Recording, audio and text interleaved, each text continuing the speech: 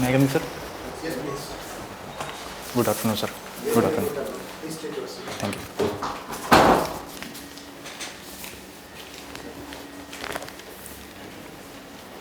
आपका ये जो नंबर है ये आपका पहचान कोड है और इसी के माध्यम से आप अपने बारे में बताएंगे और आप अपनी जो पर्सनल इंफॉर्मेशन है, आपका नाम, आपके राज्य का नाम, अपना जाति और धर्म, इसके बारे में कोई जानकारी नहीं देंगे।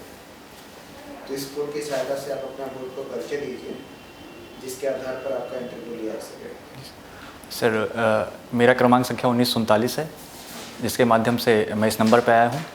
और मैं सर उत्तर प्रदेश के रायबरेली ज़िले का निवासी हूँ और मैंने 2016 में स्नातक छत्रपति साहू जी महाराज विश्वविद्यालय के संबद्ध कॉलेज फिरोज गांधी कॉलेज से किया हूँ तथा उसी विश्वविद्यालय से मैंने परास्नातक में राजनीति विज्ञान से उत्तीर्ण हुआ हूँ। और सर, मेरी रुचियाँ बुजुर्गों से बात करना और लोगों से इंटरेक्ट करने में है।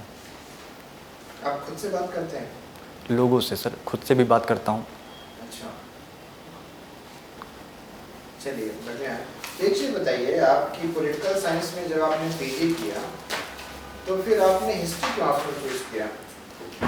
सर, तैयारी के शुरुआती में मैंने PSIR पढ़ने की कोशिश की थी, लेकिन मुझे अपेक्षाकृत उससे आसान इतिहास लगा, इसलिए मैंने इतिहास को चुना।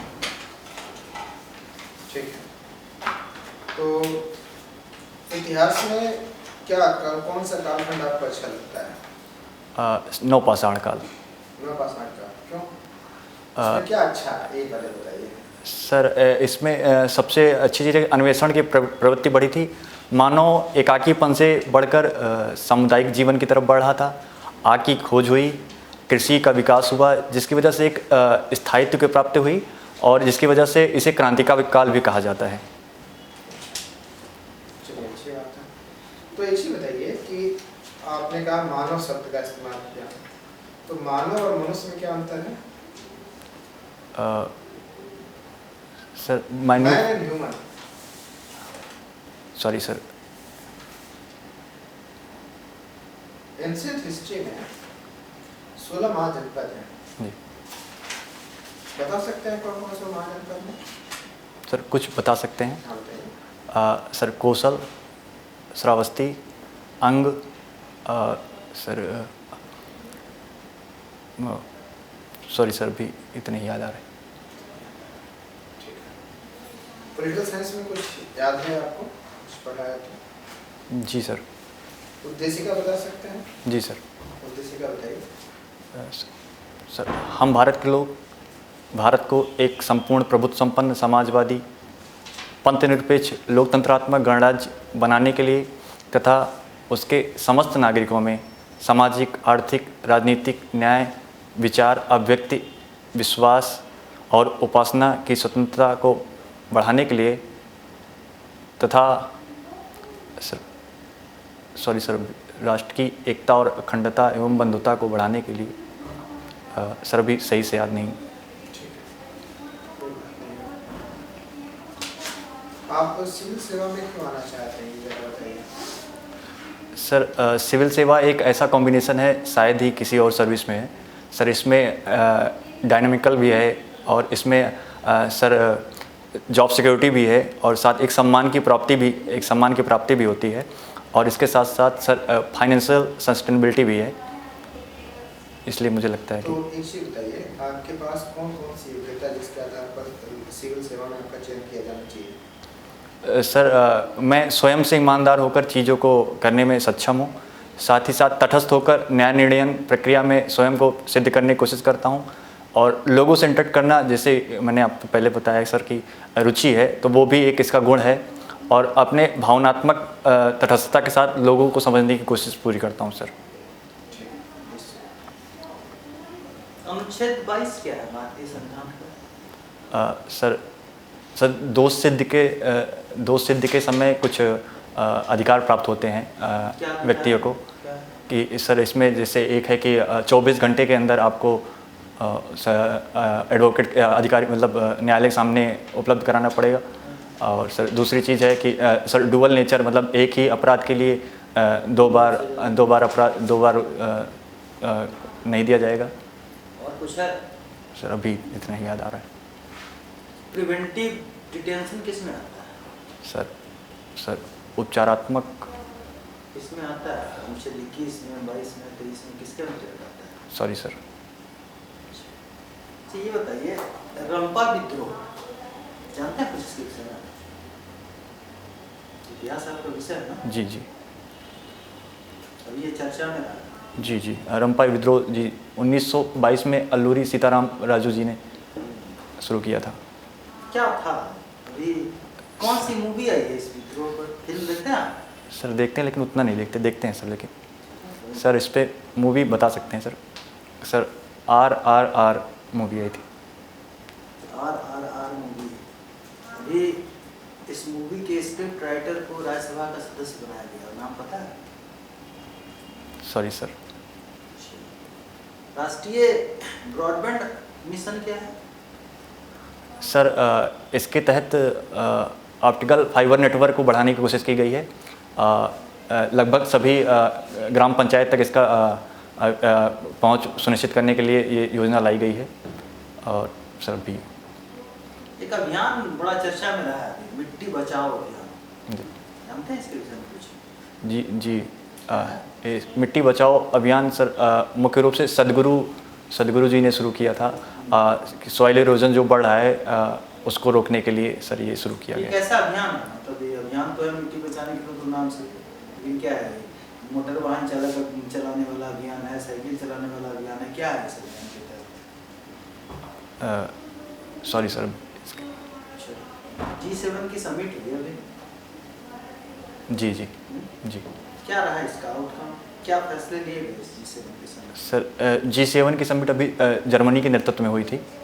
सर इसमें जो 4 आमंत्रित देश थे उनको भी उसमें शामिल किया गया और इसके तहत ऊर्जा और नियम आधारित विश्व के निर्माण की बात की गई और साथ ही जो व्यापार है वो सभी के हितों के अनुरूप हो और ऊर्जा सुरक्षा के लिए भी बात की गई और कोविड के समय जो समस्या उत्पन्न हो रही है उसको आगे बढ़ाकर ये सब तो हर एक समिट में थे, लेकिन इस समिट में कुछ स्पेशल चीज आई है?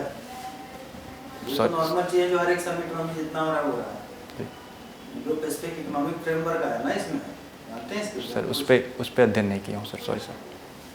ठीक है, बताइए कि आधारभूत उद्योग किसे कहा जाता है? Core industry. Sir core industry जो अर्थव्यवस्था के लिए मूलभूत आवश्यक होती है, जैसे रिफाइनरी, सीमेंट और सर सीमेंट उत्पादन, ऐसे 2-4 हैं और हैं, मैं याद नहीं कर पा रहा हूँ। कोयला इंडस्ट्री, सीमेंट इंडस्ट्री, लौह इस्पात इंडस्ट्री। तो ये बताइए लौह इस्पात उद्योग की क्या क्या समस्या है भारत में? सर सबसे बड़ी समस्या तो इन्वेस्टमेंट का है सर, उतने स्तर का निवेश नहीं है और दूसरे पर जो टेक्नोलॉजी है, जो तकनीकी है वो पुरातन है और तीसरे स्तर पर यहाँ जो सर खनिज संसाधन है वो उतने उच्च स्तर के नहीं हैं जो आवश्यक हैं कि ताकि एक उच्च स्तर के लोहे का निर्माण किया जा सके। इन सब के बावजूद भारतीय जो स्टील कंपनियां विदेशों में जाके एक्वायर कर रही है, एक्विजिशन कर रही है, आप कहते उच्च स्तर की नहीं है, तकनीक नहीं है।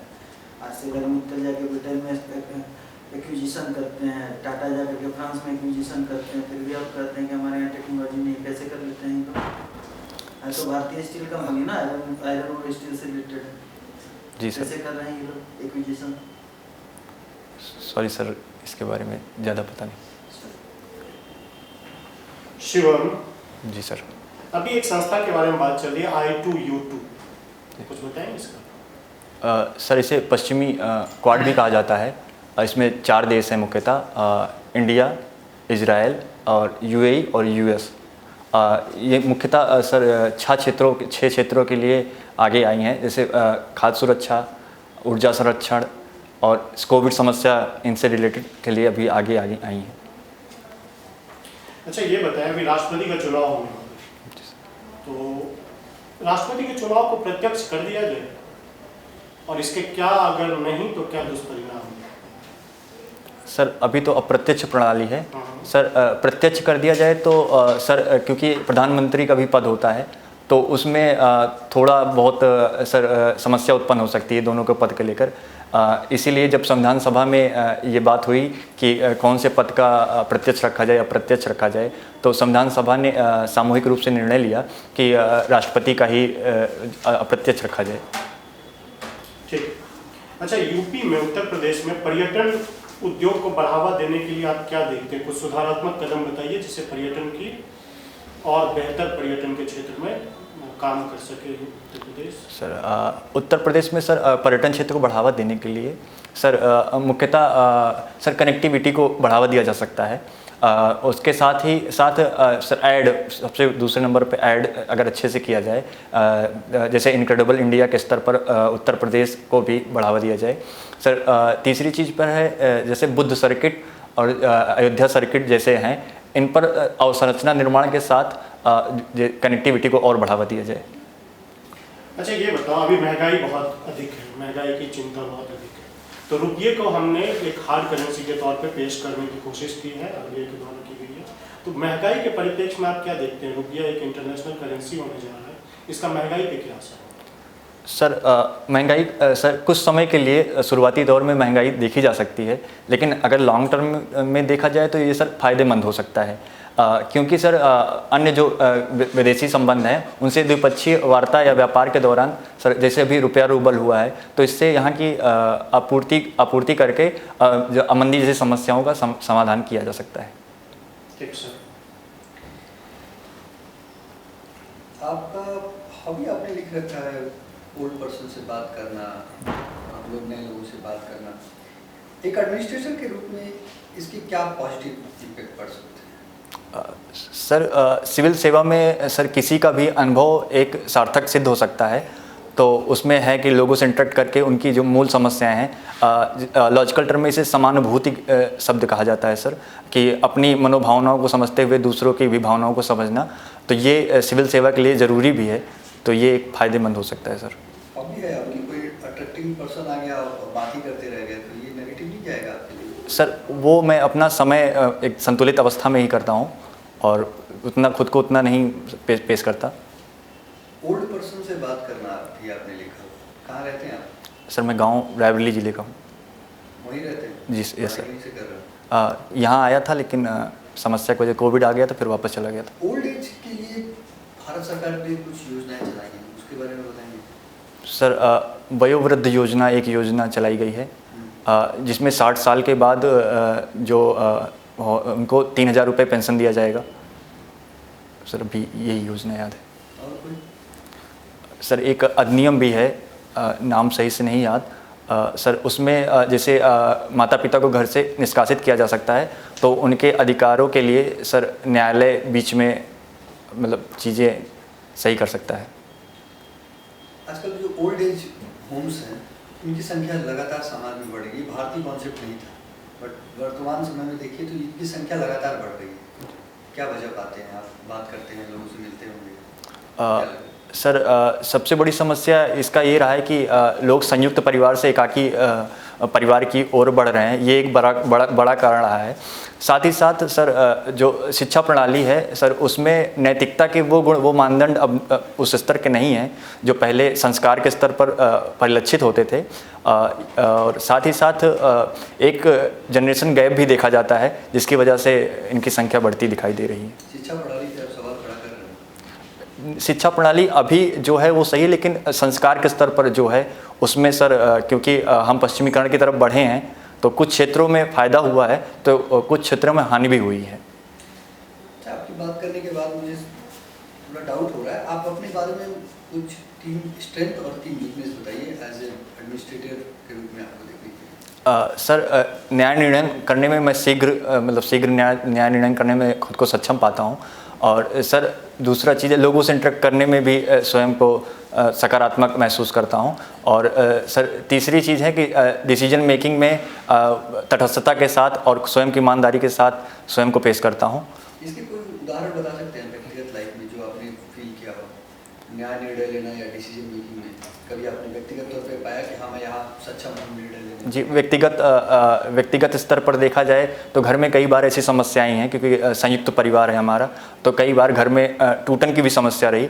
तो अपने स्तर से मैंने जो न्याय निर्णय लिया, जो भी सुझाव दिया, वो हितकर हुए। थोड़े समय के लिए सर नुकसानदायक थे, लेकिन लॉन्ग टर्म के लिए आज सब लोग एक साथ हैं, वो फ़ायदेमंद भी साबित हुआ। श्रीलंका क्राइसिस के बारे में सुने होंगे आपने, क्या वजह है उसकी? सर सबसे बड़ा कारण है कि वहाँ का राजनीतिक उहापोह कह सकते हैं, अस्थायित्व के। तो दूसरा कारण है कि वहाँ की सरकार ने रासायनिक खाद पर पाबंदी लगाकर एकाएक जैविक खाद के प्रयोग पर बढ़ावा दिया। सर तीसरी चीज़ है चीन के साथ उसके जो व्यापार संबंध है, वो भी एक बड़ी समस्या रही है। सर भी तीन भारतीय उसके ऊपर भारतीय अर्थव्यवस्था पे मान दो फायदे बताइए श्रीलंकन क्राइसिस से, या अवसर क्या हो सकता? सर अवसर के तौर पर सर ये देखा जा सकता है कि अपने जो द्विपक्षीय व्यापार, जो चीन की आक्रामकता को कम किया जा सकता है। भारत अपनी रणनीति के हिसाब से सहायता कर वहाँ पर लोकतांत्रिक सरकार को बढ़ावा दे सकता है। और सर दूसरे स्तर पर पड़ोसी प्रथम की नीति को भी पूर्ण पालित करके स्वयं को वैश्विक स्तर पर सिद्ध कर सकता है। उत्तर प्रदेश की 3 महिला केंद्रित योजनाओं के बारे में। सर मिशन वात्सल्य, मिशन शक्ति 3.0, सर अभी सर 2 ही याद आ रहे हैं। मिशन शक्ति 1, मिशन शक्ति 2 और मिशन शक्ति 3.2 क्या है? सर मिशन शक्ति महिलाओं की सुरक्षा से संबंधित है। ये मतलब एक निश्चित ड्यूरेशन के लिए ही लाया गया था। बजटीय प्रावधान के तहत इसको 1.0, 2.0, 3.0 के साथ बढ़ावा दिया गया। साथ ही साथ इसके प्रावधानों को भी बढ़ावा दिया गया। जैसे बताएं तो सर कि पहले में घरेलू हिंसा का स्तर नहीं था। पहले गर्भ के दौरान जो सुविधाएं प्रदान की जाती थी उन्हीं के महत्ता थी, लेकिन अब घरेलू हिंसा को भी इसमें ऐड कर दिया गया है। Our CM regularly announces that we are going to achieve the $1 trillion economy. UP becomes the 1 trillion economy. Did you agree with this statement or is it just a daydreaming concept? जी sir, किया जा सकता है, ये किया भी जा सकता है। क्या किया है सरकार ने इसके कहने के बाद? सर योजना कोई ऐसे काम बताइए, 3 काम बताइए जिससे लगे कि हाँ $1 ट्रिलियन की तरफ बढ़ रहा है। सर सबसे प्रथम स्तर पर सर कनेक्टिविटी को बढ़ावा देने के लिए 5 एक्सप्रेसवे बना दिए गए हैं। सर दूसरी चीज़ डिफेंस एक्सपो जैसे प्रोग्राम लखनऊ में 2018 में हुए हैं। और सर तीसरे स्तर पर अगर देखें तो इन्होंने व्यापार को अपने जो है एकदम ओपन कर दिया है।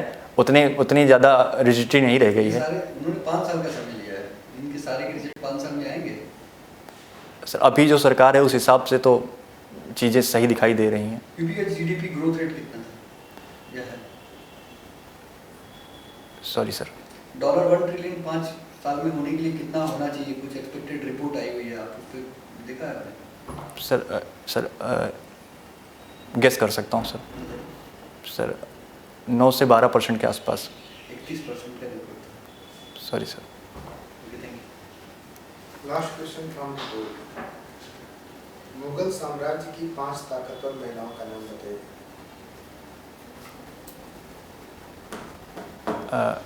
सर हमीदा बानो बेगम,